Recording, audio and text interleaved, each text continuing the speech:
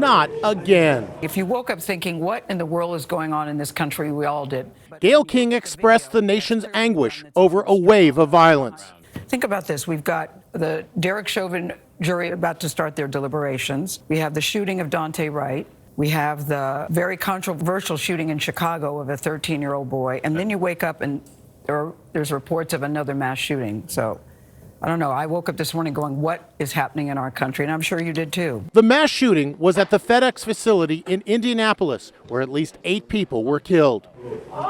Families kept a heart-wrenching vigil, waiting for news of loved ones. And there were emotional scenes as some were reunited with survivors. It came amid uproar over a split-second decision, the moment a police officer shoots dead a 13-year-old boy. Show me your hand. Stop it. Stop it.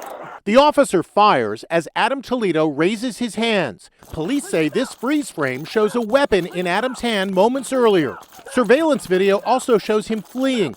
Police say he tosses a gun behind a fence just 0.8 of a second before he was shot. The gun was found as paramedics worked in vain to save the boy's life.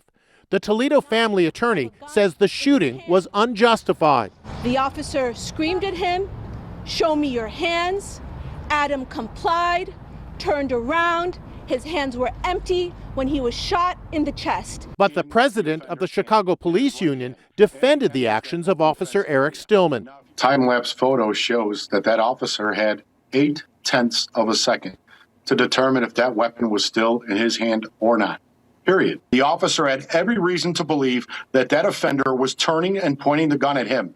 Whatever it had, you can Monday morning quarterback it all you want. I asked retired LAPD Sergeant Cheryl Dorsey to analyze the Chicago cop's body cam video. Do you think this was a justified shooting? If you're giving someone an order, then can we wait like 1 or 2 seconds to see if they're going to comply? The young man did. He dropped the weapon behind a fence.